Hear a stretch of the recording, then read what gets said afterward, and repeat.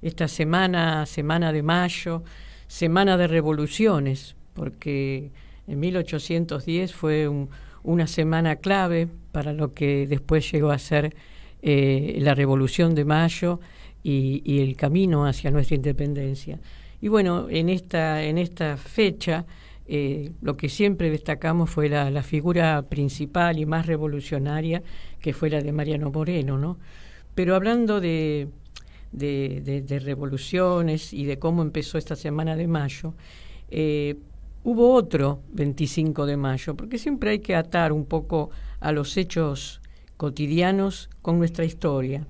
Y este otro 25 de mayo fue del año 2003, que asumió otro presidente, un presidente que cambió la historia política y social del país y que fue Néstor Carlos Kirchner. Por eso, en este 25 de mayo, recordando este pasado patriótico de esos hombres de la Revolución de Mayo de 1810 y también recordando a Néstor Kirchner, nos vamos a convocar a la Plaza del Pueblo, que es nuestra plaza, la plaza donde vamos a reclamar y a festejar, y vamos a recordar estos 20 años de la asunción a la presidencia de Néstor. Y vamos a escuchar también a Cristina. Por supuesto que vamos a escuchar a Cristina.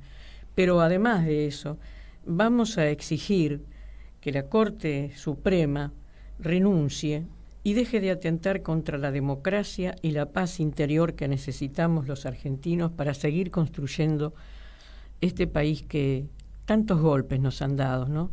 A este pueblo perseguido, sometido, a esta estigma que tenemos los que realmente estamos defendiendo la historia y los principios de la soberanía, de la independencia económica, de la soberanía política, y que estamos siempre peleando contra las dictaduras, contra los golpes y contra aquellos que siempre estuvieron mirando hacia Europa, así como fue justamente en aquellos años del 1800, esa manera de ver la historia y la política y lo que se quiere para nuestro país sigue siendo esas dos corrientes, ¿no? Cuando hablan de grieta, en realidad, no sé si no me gusta la palabra grieta, yo creo que son un proyecto de país soberano, independiente, libre, y un proyecto de sometimiento a intereses económicos, espurios, de los grandes grupos. En ese momento era de Inglaterra, de España, después fueron otros. Bueno, hoy estamos realmente con el pie de todos ellos en nuestro país, en nuestra soberanía y sobre todo en nuestra soberanía, ¿no? Cuando me refiero a eso me refiero a la OTAN, que tiene sus bases en las Islas Malvinas, etcétera, etcétera. Cosas que nosotros comúnmente hablamos en este programa. Pero hoy lo queremos dedicar a esto, a lo que fue la Semana de Mayo y a seguir insistiendo por nuestra independencia económica y nuestra soberanía política. Y, por supuesto, nuestra justicia social. Por lo tanto, el 25, este jueves, todos a la plaza. Cristina nos va a hablar a todos y en especial al pueblo para reflexionar todos juntos y ver cómo seguimos. Y ahora vamos a continuar desde este estudio, Chicha Mariani, como ustedes saben que así se llama el estudio de Radio Caput. Yo ahora le vamos a pasar unos audios que son de nuestro querido Carlos Valle, que él es el presidente de la Confederación de Jubilados, Retirados y Pensionados del país, y siempre está presente de alguna manera con su pensamiento. Así que vamos a escucharlo a Carlos Valle. Nadie debe darse por vencido, porque veo una cantidad de expresiones de moralizaciones y demás. En el 55 nos proscribieron y la proscripción fue fatal. No podemos admitir que se nos vuelva a proscribir y que Estados Unidos determine cuáles son los candidatos. Hay que barrer a esta Corte y hay que barrer a los jueces de Comodoro Pi, a los fiscales. No podemos darnos por vencidos. El 25 de mayo debemos estar todos. Es más, debemos duplicar lo que se pensaba que iba a ir. Tiene que estar todo el país, porque estamos jugando el futuro del país, estamos jugando la recuperación de la patria y el futuro. No es momento de aflojar, adelante nomás. Seguimos en resistencia, la misma que comenzamos a realizar por el año 56, en que tuve el honor y el gusto de ser enlace de la resistencia junto al inolvidable compañero Cook, que fue representante personal de Perón e interventor del partido. No podemos aflojar. Yo tengo muchos años, pero voy a estar presente. De alguna manera voy a estar presente. No aflojemos. Les vuelvo a decir porque la situación se va a agravar demasiado y ya no tenemos vuelta. Un abrazo grande. Esto que nos dicen de Milagro Sala, una luchadora tiempo completo, es otro motivo. Tenemos que terminar y tenemos que obligarlo a Alberto que antes de irse indulte a la compañera Milagro Sala. Y ya tendría que haber indultado a Cristina como parte de la lucha que vamos a comenzar. Pero no se le pueden pedir peras al olmo, lamentablemente. Bueno, muchas gracias, Carlos, siempre presente en nuestro programa y realmente es un placer escuchar sobre todo tus definiciones, ¿no? La claridad y el apoyo que tenemos con tu pensamiento. Bueno, ahora vamos a dar simplemente una breve lectura y les anuncio que ya tenemos la invitada en el piso, ya prontito la voy a presentar, es muy breve lo que les voy a decir, pero también nos gusta recalcar los efemérides más importantes que han ocurrido y sobre todo sobre la lucha de los trabajadores en esa época de resistencia. Y bueno, fue un 21 de mayo, ¿no? Hoy es 22, pero fue el 21 de mayo de 1969 que se produjo lo que fue llamado como el Rosariazo, ¿no? En esos días del 18, 19 y 20 de mayo se sucedieron así de manera espontánea y a veces por momento, otras veces no, marchas del silencio, concentraciones, denuncias, y se montó una olla popular por la CGT de los argentinos, por haber sido el cierre del comedor universitario y también el asesinato de Bello. Bueno, la unidad de los obreros, sobre todo, y de los estudiantes comenzó a gestarse. Y ese miércoles 21, el Comité de Lucha de Estudiantes de Rosario fue convocado, todo el estudiantado y el pueblo, a la marcha por los caídos. Esta marcha partió de Plaza de Mayo hasta donde estaba la olla popular y se hizo la asamblea donde habló Raimundo Ongaro, otro de los grandes dirigentes nuestros y estudiantes. No podíamos pasar este momento para recordarlo. Bueno, y como les decía, acá tenemos a nuestra invitada. Muchísimas gracias por tu presencia, Juliana Marino. Bueno, acá les comento quién tenemos de invitada hoy. Y bueno, ella es periodista, es política argentina, diputada nacional, mandato cumplido, desde el año 2003 al 2007. También fue embajadora de Cuba durante la presidencia de Cristina Fernández de Kirchner hasta el año 2016, entre otros cargos que también tuvo como legisladora y concejal de la ciudad de Buenos Aires. Pero sobre todas las cosas, Juliana Marino es una militante peronista y feminista, que forma parte en el Instituto Patria de la Comisión de la Mujer y también en la Comisión de Integración y Relaciones Internacionales. Además, pertenece al Consejo Asesor Ad Honorem del Ministerio de las Mujeres, Género y Diversidad. Qué placer tenerte entre nosotros. Y yo te admiro muchísimo. desde siempre, al escuchar la fuerza de tus convicciones y desde muy joven que venís diciendo las cosas con mucha claridad. Así que te damos la bienvenida acá en Somos Grandes de Radio Caput. Gracias, Raquel, buenas noches. Un gusto estar acá y agradecida por tu invitación. No, al contrario. Bueno, queríamos un poco desandar esta historia entre tu historia, tus principios, tu militancia y cómo llegaste vos a incorporarte a esta lucha, ¿no es cierto? Y también cómo han sido esos pasos para poder acceder en momentos complejos también, en donde la mujer tenía muchísimas más trabas en la militancia política para poder acceder a lugares que a lo mejor hoy están un poco más habladas, más subsanadas.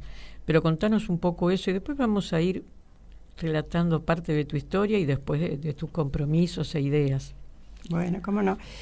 Yo empecé mi militancia en la década del 70, a fines del 67, 68, que había ingresado a la universidad, pero vengo de una familia radical, no peronista, y también me crié en un colegio religioso, lo que achicó bastante mi vida. Tuve que desmontar muchas cosas luego para entender el mundo real en Argentina, ¿no es cierto?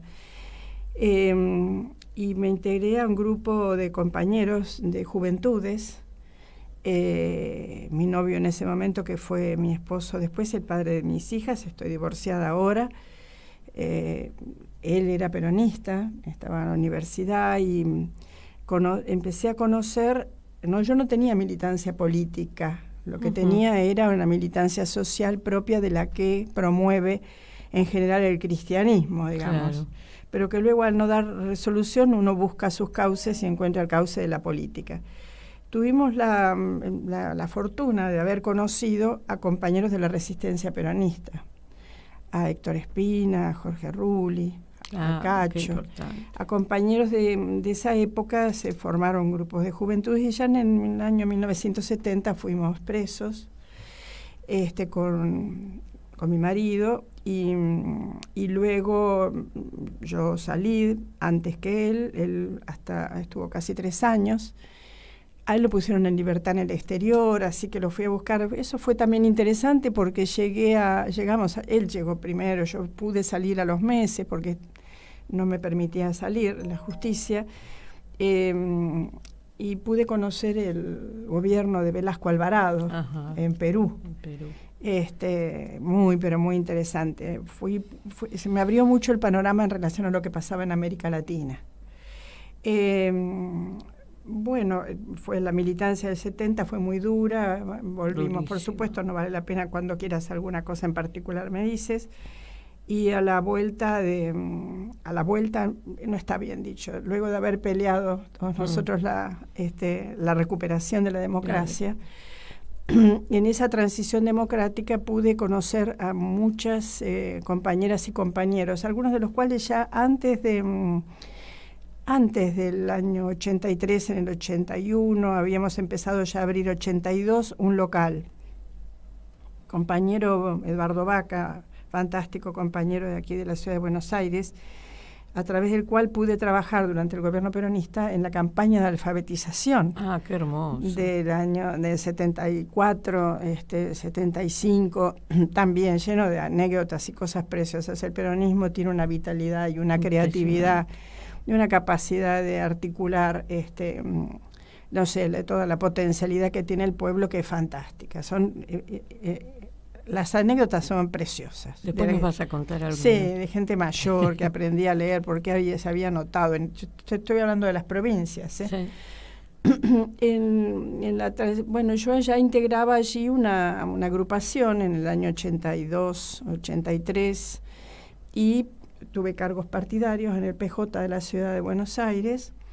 La situación de la mujer en ese momento eran 28 las autoridades partidarias. Yo, a partir de mi militancia en esa agrupación, pude integrar el consejo de partido, porque mi agrupación me propuso.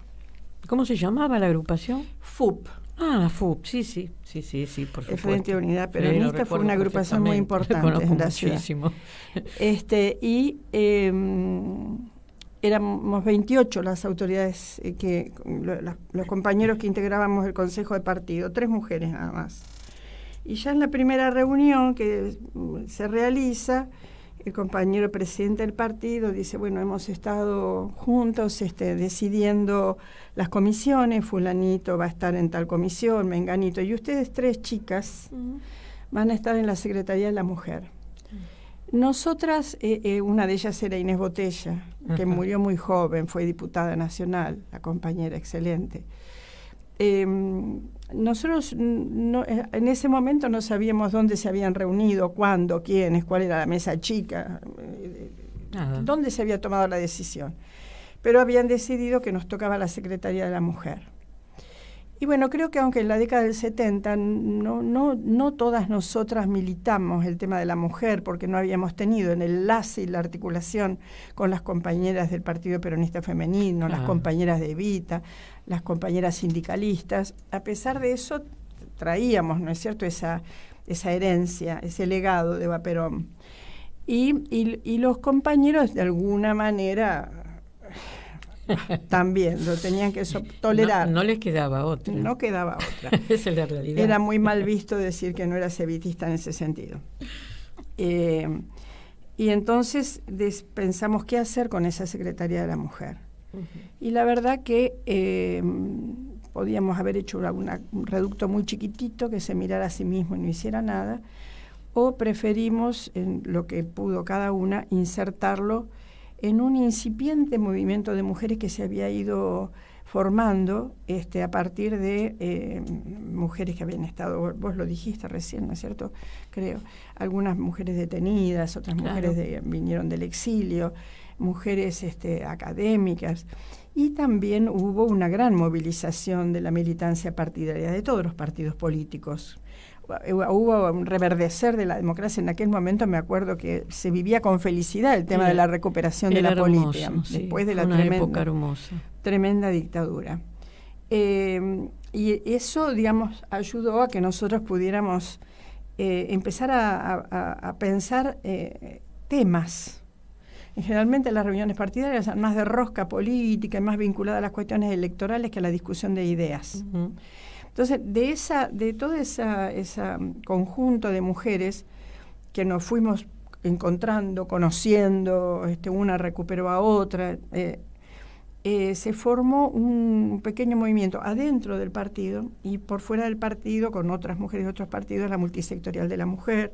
Durante el gobierno de Alfonsín se creó un organismo de bajo rango, pero vinculado al tema de la mujer. El propio radicalismo buscaba una reforma constitucional y entonces planteó ya en la Constitución colocar algo acerca de la situación de la mujer y su condición, sus derechos, y las propias amigas radicales nos iban invitando a estas discusiones. Ellas tenían otra experiencia distinta, prácticamente no habían tenido diputadas como nosotras sí en el peronismo a partir de Eva Perón, pero venían con bastante resentimiento con los muchachos del partido, en el sentido de no tener ni lugar, ni micrófono, ni voz alta. Eso lo decía Florentina siempre, que no les daban los micrófonos. Encantadora mujer, con una potencia impresionante. Y ella se enojaba y les decía absolutamente esto.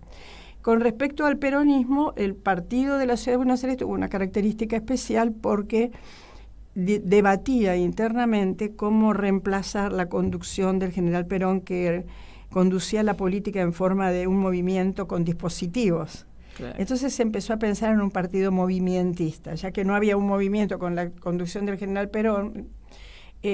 Había partido justicialista nacional, pero no con la concepción de movimiento. Entonces hacer del partido de la ciudad un partido movimentista. Y ahí se creó también el sector de la mujer, de la juventud, el sindicalismo, por supuesto, y la rama política. A partir de ahí nosotros logramos hasta reformar la Carta Orgánica. Y como mujeres peronistas participábamos de los ámbitos pluralistas y multisectoriales con mujeres de los partidos, de las organizaciones sociales, de diferentes sectores, sindicalistas, también las académicas, y fueron surgiendo infinidad de temas, encuentros. El encuentro internacional feminista de San Bernardo fue muy importante para todas nosotras. Empezaron Y los congresos que se hicieron en Mar del Plata, Mendoza, que eran los congresos de la mujer, se participó también desde ese espacio, ¿no? Claro. Y se crearon, y el primero fue en el año 86, ¿no es cierto? Sí, ahí estuve, creo que fue en Mar del Plata. No, el primero fue ¿sabes dónde? En el Teatro San Martín. Ah, mirá, no me acordaba. El primero fue en el Teatro San Martín. Yo estuve en el de Mar del Plata y en el de Mendoza, pero no me acuerdo los años. No, yo tampoco, además después fueron 35, imagínate, ¿no? Claro, no, yo después no, imposible. Pero, después el otro se hizo en Beijing. Cuando ese fue el Congreso Internacional de la Mujer, sí. Claro, que lo estábamos propiciando desde acá. Que, bueno, el Congreso de acá iba a llevar delegadas para allá, pero bueno, era un poquito lejos. Así que, bueno, viajaron muchas mujeres. Yo no tuve esa suerte, tampoco compañeras mías, así como Virginia Franganillo, que fue la primera presidenta del Consejo Nacional de la Mujer, o Marcela Durrié, porque Virginia había renunciado al Consejo en desacuerdo con la política vinculada a la subordinación a la política vaticana en ese momento, a pesar de que ellas eran menemistas y habían trabajado en el Consejo Nacional de la Mujer. Pero fue una actitud muy digna, fue muy reconocida, sin dejar de prestarle apoyo a las políticas y a lo de Beijing. Fue muy interesante lo de Beijing, ¿sabes por qué? Te voy a contar algo. Contame, porque yo me la perdí lo que pasó en Beijing. No, yo no estuve, ¿no? En Beijing, ya te digo que no pudimos viajar, pero era concejal. Y entonces era concejal y una compañera, directora de cultura en la ciudad de Buenos Aires, profesora, Leticia Maronese, me dice un día, ¿sabes una cosa, Juliana? Ella era una estudiosa, es una estudiosa. En la ciudad de Buenos Aires hay 2000 y pico de calles, no sé ni cuántas, no recuerdo ahora, y solo creo que 14 o así de mujeres. Ajá. ¿No te parece que podemos hacer algo? Bueno, como nosotras estábamos en Argentina, yo estaba en Argentina, no había viajado a Beijing, tenía la sangre en el ojo, levanto la mano espontáneamente en una de las sesiones y le planteo al Consejo, al cuerpo, que en homenaje a las mujeres de todo el mundo reunidas en Beijing, en este encuentro internacional de mujeres, que era el tercero, podíamos nosotros colocarle nombres de mujeres a algunas calles más, dada esta investigación que había hecho Leticia Maronese. Buenísimo. A partir de ahí, bueno, hubo una aceptación, no tuvieron más remedio. Claro. Sí se discutió que no se puede cambiar el nombre a las calles porque los barrios se enojan, que los nombres están arraigados, que patatín y patatero. Y entonces, iluminación, pero Puerto Madero no tiene ningún nombre. Exactamente, sí. Ahí se conformó una comisión de representantes de cada uno de los bloques, y cada uno de los bloques presentó un nombre. Para hacer la primera iniciativa, y entonces se votó la primera ley, que creo que tuvo 14, no me acuerdo, donde estaba justamente el primer nombre fue Azucena Villaflor. Azucena Villaflor. Pero el primer gran consenso fue Azucena Villaflor. Buenísimo. Así que bueno, pero se había creado el Consejo Nacional de la Mujer y había salido la ley de cupos en el 91. Sí, eso lo recordamos muy bien. Y a su vez, te digo... Y todo lo que provocó el tema de la ley de cupos, porque había unas discusiones impresionantes. Sí. Pero bueno, lamentablemente fue la única manera de que la mujer pudiera irrumpir en el armado de las listas. Cosa que por ahí las mujeres de ahora no saben la lucha que tuvieron las mujeres para poder tener, porque eran militantes, ponían el cuerpo, hacían de todo, pero no había manera de que nos incluyeran. Y lo digo yo también porque yo también militaba en esos años. Y sin embargo fue una gran oportunidad, aunque a veces nos daba un poco de bronca, porque ¿cómo tiene que ser? Por una ley no puede ser por nuestras convicciones, por nuestro trabajo, pero bueno, lo aceptamos. Mira, eso fue una novedad. En otros países había cupos, ley de cupos o cuotas para negros, para entrar, ¿te acuerdas? En Estados Unidos. Todos los que estaban en los costados, claro, ¿no? En los márgenes. Exactamente. Nos hacían el favor de, que no queda otra, hagamos una ley y incorporamos. Había países que lo tenían y nadie se avergonzaba con eso. Y por eso se llamó esa ley de discriminación positiva. Pero instaló en la Argentina un debate muy interesante acerca de la discriminación. ¿Qué es la discriminación? Y si se ve o no se ve, porque todo el mundo dice, ¿por qué ustedes discriminadas? Ustedes trabajan, estudian, hacen lo que quieren. no se conocía lo que se llamaba el techo de cristal, cuando vos no podés pasar más la doble y triple jornada. Triple, decíamos nosotros, trabajo, el tema de los cuidados familiares y el tema de la militancia. O sea que a mí me parece que modernizó la democracia en Argentina. El propio debate, fíjate. Bueno, se ganó.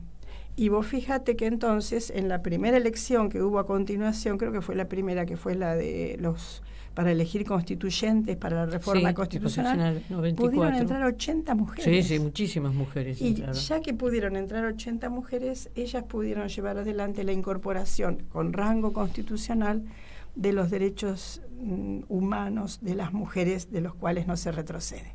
Así que mira vos, todo el recorrido que hubo que hacer para poder tener la palabra institucionalizada. Así es, sí. Bueno, compañeros, acá continuamos en esta charla tan interesante con nuestra invitada, Juliana Marino, acá Raquel Márquez quien les habla. Y bueno, ahora vamos a otra parte de esta conversación, de esta charla amena que tenemos con Juliana, y nos estuvo explicando un poco de sus inicios, de cómo fue que ella misma como militante llegó a cumplir roles muy importantes. Pero ahora vamos un poco a estos días, ¿no? A esta actualidad, y vamos a preguntarle, Juliana, ¿cómo ves la situación del país, la situación política? ¿Qué considerás que, bueno, a lo mejor se tendría que haber hecho y no se pudo hacer en estos 4 años, casi ya, del Frente de Todos, que en la verdad fue un acuerdo, una coalición importante entre diferentes partidos, diferentes agrupaciones que estaban dentro del movimiento nacional y popular? Bueno, ¿cómo ves vos cómo se desarrolló estos años y qué cosas deberemos cambiar? En principio vamos a tener que cambiar la dinámica que creo que signó de alguna manera a nuestro gobierno, ¿no es cierto? Cómo es la conducción, quién conduce, o si se puede componer una conducción colegiada en un frente. Creo que lo que le faltó a nuestro gobierno es la institucionalización del frente como un ámbito. Independientemente de las cosas que nos pasaron, que no las voy a decir, pero las dice todo el mundo todo el tiempo y las conocemos. Las conocemos pero las olvidamos. Hay que decírselo a la oposición porque la oposición nunca lo reconoce ni lo dice. Y nosotros no estamos para andar reprochando estas cosas al pueblo, pero pasaron. Pasaron, y algunas de esas cuestiones, como la pandemia, fueron correctamente, digamos, conducidas las cuestiones que, inclusive en el aspecto económico, en el sostenimiento de la economía de Argentina, no solamente en el aspecto sanitario. Digo esto porque si no la Argentina no hubiera crecido, no hubiera aumentado el empleo, etcétera. Y esto hay que reconocerlo independientemente de las falencias. El tema del acuerdo con el Fondo Monetario, que estaba pendiente, a mí me parece que fue un tema que no fue expresado con toda claridad. Para los que no somos economistas, y escuchamos distintas voces, aún del propio campo popular, no nos quedaba claro qué es lo que se podía hacer, ni tampoco los términos del acuerdo. No los conocíamos tampoco. No los conocíamos. De hecho, todavía se dice que hay compañeros dirigentes de alto nivel que tampoco lo conocían. Si eso fue así, la verdad que, bueno, eso mal. Por lo tanto, el resultado fue una gran confusión acerca de si había o no que acordar, si era inevitable, si era inexorable y de qué manera nos podíamos parar. Luego nos fuimos enterando con la renuncia de Máximo, etcétera, que había objeciones internas poderosas, pero no habían surgido. Yo creo que lo que no se puede repetir es ese mismo tema, por ejemplo. Es probable que aquello a lo que se refiere Cristina, como tener un programa. Yo hace poco planteaba lo del programa y alguien me dijo, no, pero hay una página donde está el programa de gobierno. Yo me fijé y no, en realidad es una plataforma electoral. Pero un programa es algo más pequeño de acción concreto, que muestra una voluntad política fuerte de hacia dónde en esos años se va a querer ir. Y en este sentido a mí me parece que esto que Cristina plantea programa es se sientan todos los dirigentes con capacidad de representación. Yo no estoy hablando solamente de figuras candidateables o competitivas electoralmente, sino figuras que las tenemos, cada una de ellas, que sean representativas de conjuntos, de colectivos dentro del propio movimiento. Esos compañeros que alcanzan a tener esa capacidad de representación deben dialogar, que los hay también, con cantidad importantísima de intelectuales y dirigentes y economistas, y que se pueda decidir cómo nosotros vamos a seguir en un mundo, porque vos antes describías la situación de nuestro país. La verdad que la situación de nuestro país tampoco es muy distinta a la situación de los otros países de todo el mundo. Y no digo esto para no hacernos cargo de lo que no hicimos bien o lo que no alcanzamos a hacer. Lo digo porque es cierto, creo que tú y yo nos encontramos inclusive escuchando a García Lineras. García Linera en el Congreso, ¿no es cierto? El otro día. Sí. Hace poco también ha estado, y otras, inclusive autoridades internacionales, la propia presidenta del Fondo Monetario Internacional, cuando hablan de perplejidad, cuando hablan de incertidumbre, habló ella. O sea, altos dirigentes de países importantísimos de la Tierra están planteando lo incierto, que no se sabe ni qué pasa, ni hacia dónde vamos, ni cómo es este neoliberalismo, o si hay muchos neoliberalismos, o si se vuelve a una etapa de proteccionismo. Lo que sí está clarísimo, en relación a lo que planteaba el propio compañero Valle, que me encantó escucharlo, y vos misma, es histórico. Cuando a las grandes potencias, y sobre todo a una de ellas, que son los Estados Unidos, lo voy a decir con claridad, le conviene una cosa, el proteccionismo es bueno. Y cuando no le conviene, es malo. Y hay que sacar ese gobierno de conducir a su país. Eso es lo que se repite históricamente en nuestra región, en otras regiones del mundo, y es lo que un movimiento fortalecido, fuerte políticamente, tiene que decir no. Además, nosotros no somos sectarios, tampoco somos dogmáticos, no estamos diciendo una cosa o la otra, estamos diciendo cada país responde a los intereses de su propio pueblo. Estamos en condiciones de discutir a nivel internacional cuál es nuestro modelo y que nuestro modelo sea respetado, sobre todo si fue apoyado por el conjunto de la población. Y esto va a encontrar una primera piedra, que es ¿qué se hace con el fondo? ¿Qué se hace? Bueno, yo te quería preguntar, vos lo estás mencionando en cierta forma, pero te quería preguntar, ya que vos tuviste la experiencia de ser embajadora en Cuba en momentos muy complicados también, ¿qué te parece vos lo que está ocurriendo en este momento en la región, en nuestra región, ¿no?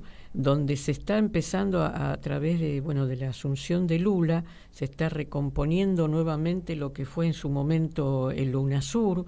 Sabemos que la CELAC está funcionando también muy bien, se está tratando de rearmar también el Mercosur para tener una mirada de bloque, como también decía Perón, ¿no? Que hay que tener una postura también regional para poder enfrentar a las posiciones que vienen desde otros lugares y para poder comerciar los productos y las riquezas de manera que no perjudiquen a los estados americanos.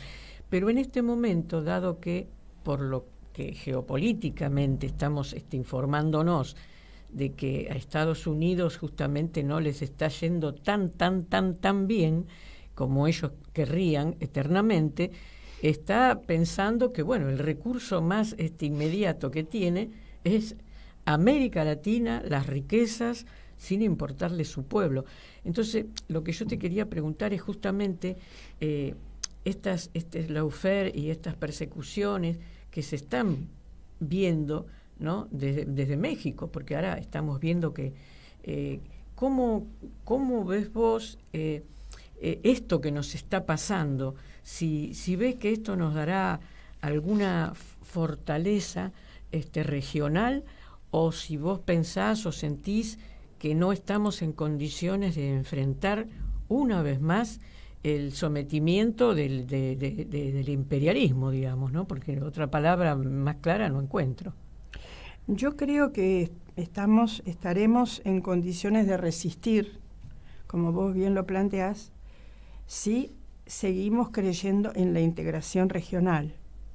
como nos marcó el general Perón a nosotros. ¿Te acuerdas también de Argentina unida o dominada, claro, en el año 2000? Y todo lo que él planteó, y no solamente él, otras corrientes en América Latina, ¿no es cierto?, con historia. Si entendemos, y creo que lo entendemos, que solo hay una manera, la política que se lleva hacia adentro del país y la política que se lleva regionalmente. Ahora, cada uno de nuestros países enfrenta situaciones muy complejas. Vuelvo a decir, no digo esto para excusarnos de lo que hacemos mal, pero Lula está recomponiendo su nación. ¿Y de qué manera lo está haciendo? Reconociendo él que la mitad de la población había votado a Bolsonaro. Quiere decir que a esa mitad la tiene que convencer, le tiene que explicar, tiene que volver a traerla y además tiene que ir reconstituyendo institucionalmente al país. Nosotros tenemos en el país otra serie de dificultades, una de las cuales es el fondo, el dominio del fondo, que las personas tienen que saber por qué el fondo no hubiera sido conveniente nunca haber vuelto al fondo, pero lo dejamos para después, el tema de la inflación. Tenés además situaciones tremendas como las de Perú, que no horrorizan a los Estados Unidos, no horrorizan para nada. A ellos los horrorizan algunos países, Venezuela, por ejemplo, Nicaragua, por ejemplo, o Bolivia, pero no lo que pasa con Castillo. Y se está pudiendo poco, aunque muchos países están tratando de ayudar al propio Castillo, que todavía está preso en el Perú, no es fácil. Hay personalidades que han surgido, se ha ganado en Colombia, el presidente Petro, la representación de AMLO, López Obrador en México es poderosísima.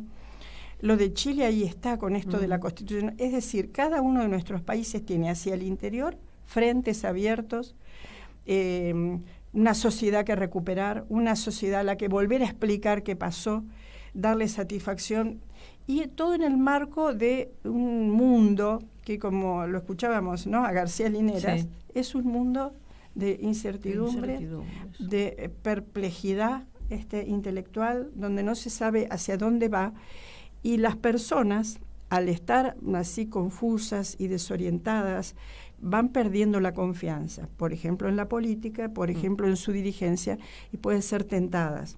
Entonces, ahora, yo creo que podríamos y que vamos a poder, si se rescata esta historia, se aprende de la historia y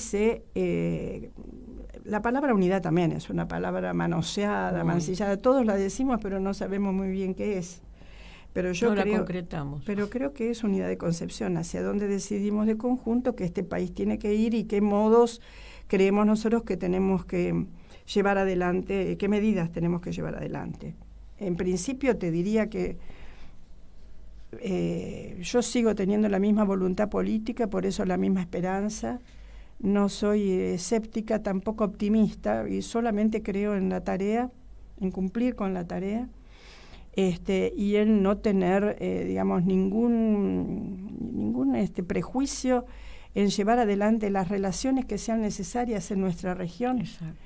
Y pues, bueno, vos lo mencionaste, es muy importante que se esté recuperando UNASUR, que la CELAC haya tenido ya movimientos importantes, y la UNASUR, que tenía grados de practicidad, había llegado a cosas interesantes, a realizaciones interesantes, como por ejemplo el Consejo de Defensa de todas las Fuerzas Armadas de los países, de los 12 países. Había llegado a conformar y además pool así de compra de medicamentos entre varios países. Eso fue muy importante. Claro, que no se resolvió del todo, y también la mediación que hizo Néstor Kirchner cuando fue ese conflicto entre Colombia y Venezuela. Sí, claro. Es decir, con un UNASUR fuerte se podría estar mediando en estos conflictos internos de la región para resolverlos, ¿no? Yo creo que, por ejemplo, tanto México en este último tiempo como años atrás otros países, a la CELAC la iban conduciendo hacia un camino así de realizaciones concretas, pero es otro bloque, son muchos más países, son 33 países, aquí faltan nada más que no están Canadá y los Estados Unidos. no es tan fácil, más vale, se mueven las declaraciones, que no las quiero minimizar, son algo muy importante las declaraciones. Por ejemplo, que la CELAC haya declarado zona de paz América Latina, eso fue es algo extraordinario, bueno, y que obliga a todos los países a tratar de detener cualquier injerencia. No es fácil, también está pasando, porque las guerras, vos lo planteaste, hay guerras híbridas, se provoca todo el tiempo a las fuerzas más nefastas de nuestros países para que desestabilicen. Ahora, la UNASUR tuvo características muy especiales de llevar adelante tareas concretas, que son las que van permitiendo una integración real, que llegue además hasta todo el pueblo, porque si no, para el pueblo, cuando hablamos de integración, es un concepto, cuando digo el pueblo, digo todos nosotros, sí, la sociedad, del mismo modo que a mí me cuesta entender la economía y que me explicaran lo del fondo. Si hablamos de integración, no es fácil entenderlo, pero si la integración llega a cosas concretas, es mucho más accesible para la comunidad. Y me parece a mí que estamos encaminados. Ahora, no es la Argentina solo un país asolado por la confusión, es el mundo. Entonces, fácil no es. Por eso la conducción del movimiento, la palabra de Cristina ha sido muy importante. No sé cómo lo ves vos. Sí. Es muy clara, además. Muy clara. Hay que escucharla. Siempre yo la reproduzco y digo, aunque no estén de acuerdo con ella y no sean de este sector, pero escuchen.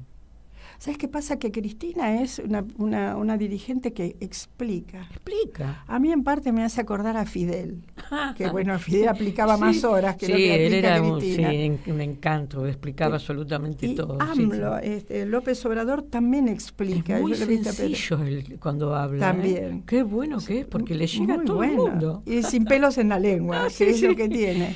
Mira, antes de que terminemos, porque aunque parezca mentira, ya falta poco para irnos, terminar el programa, nos gustaría que nos hicieras algo que vos quieras recordar de cuando estuviste en Cuba. ¿Cuál fue tu experiencia referida a ese pueblo? Porque es muy particular el pueblo cubano, ¿no?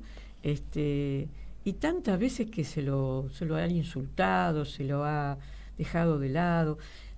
¿Cómo tuviste vos la presencia ahí y ver cómo ese pueblo podría sobrellevar esto que es tan terrible que le siguen haciendo, ¿no? El bloqueo, y cómo reaccionaba la gente? ¿Cómo vistes vos en estos años que estuviste de embajadora en Cuba la relación de ese pueblo con su gobierno o con la propia revolución, que sé que está muy desgastada, pero bueno, ¿qué experiencia trajiste vos de Cuba? Mira, yo ya conocía Cuba, había viajado en otras oportunidades, inclusive en el tiempo del periodo especial, que fue tremendo. Como embajadora estuve 8 años, desde el 2008 a fin del 2015, y sigo siendo incondicional de Cuba. Lo que no quiere decir que vea que si todo está bien o haya cosas que puedan ser criticadas, pero no me corresponde a mí, menos como embajadora, haber planteado eso. Es un pueblo alegre, pero aparte es un pueblo, a mí me preguntaban mucho, inclusive los medios de comunicación social me llamaban muy temprano y me decían, y no se puede ir a la iglesia, embajadora, está llena de iglesias católicas, protestantes, evangelistas, de los cultos así más populares, no me sale el nombre. Bueno, y no se puede. Los cubanos son muy criticones, ellos todo el tiempo estaban criticando las medidas. La pasaban difícil, la siguen pasando difícil. En este momento está difícil el tema del combustible. La relación con el gobierno era buena.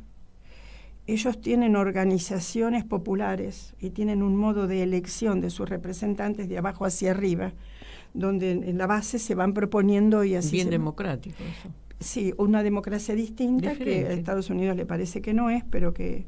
Y han ido resolviendo algunos temas. Por ejemplo, además ha habido muchos malos entendidos deliberados. Que Cuba no quiere tener internet porque si tiene internet entonces penetra... Estados Unidos no le permitía conectarse con el cable ¿cómo se llama? Submarino, claro. Hasta que Chávez envió desde Venezuela. Ellos fueron abriendo, ahora Internet cubre la isla suficientemente, digamos, para ellos es y ha sido muy importante, sobre todo por su desarrollo científico. Los cubanos tienen la versión de sus familiares en el exterior, hay más de 2 millones de cubanos, muchos más afuera, y tienen las versiones de lo que ocurre afuera, que el afuera tampoco es fácil, como claro, plantea toda la migración. Y a su vez la revolución les ha garantizado en algunos aspectos, como por ejemplo la salud, la educación y la cultura. Porque sí, esto que dijo Fidel en el periodo especial, él planteaba inversiones inversiones en cultura, gastos, si vos querés poner la palabra gastos, y él decía que no podía haber una revolución sin cultura, y esos gastos se permitían. Y a mí me producía una gran felicidad y satisfacción viendo en Cuba, conociendo yo los números del presupuesto cubano, las falencias, lo que acontecía, porque nos recibían, porque charlábamos, porque había las ferias comerciales, porque íbamos recorriendo toda la isla, cada vez yendo a ver espectáculos impresionantes de danza, de cine, de teatro, y la forma en que se pueden lograr vestir con mucha dificultad, pero una dignidad tan extraordinaria. Eso, sí, es lo que más se ama del pueblo de Cuba. Yo creo que es un pueblo muy inteligente, muy digno. Ahora está pasando un momento difícil también, porque en estas guerras híbridas no solamente las presencias son militares en algunos países, no en aunque está la base, por supuesto está Guantánamo todavía. Claro, sí. Sino la guerra de penetración a través de las plataformas de Internet. Y está siendo muy asolada con esto, Cuba. Entonces está librando una batalla cultural muy importante, sobre todo tratando de explicar a las generaciones jóvenes que resulta que los estadounidenses no le daban la visa a los cubanos, Cuba no los deja salir, no, Estados Unidos en una época habrá sido, cuando a los médicos tenían que pasar unos años. Pero luego Cuba había eliminado darles visa y se fomentaba la inmigración ilegal, la inmigración cubana ilegal. Mismo. Bueno, por ahí no tenemos tiempo ahora, pero decirte, un país muy, muy digno, mira, ha hecho ahora código de familia, reforma constitucional, la autoridad pudo ser reemplazada, la autoridad histórica. Bueno, me das el pie para decirte que en otra oportunidad vas a visitarnos. Dale, cuando quieras. Sí, porque nos quedan tantas cosas para charlar. En realidad es como que estamos charlando en una mesa de café, aunque nos estén escuchando muchas personas, pero es muy grato escucharte. Y bueno, nos tenemos que despedir. Sí, va a ser el lunes que viene a las 19 horas. Los esperamos a todos acá en Somos Grandes. Te agradecemos profundamente, Juliana, toda nuestra admiración por el trabajo que seguís haciendo, por ser como sos, siempre tan diáfana, honesta y corajuda, porque para hacer política y ser mujer hay que tener coraje. No está fácil. No está fácil. Bueno, le dejamos... Pero nos vemos antes el 25. Nos vemos el 25, eso te iba a decir. Este es el mensaje. El 25 todos a Plaza de Mayo. Y ahora si hay...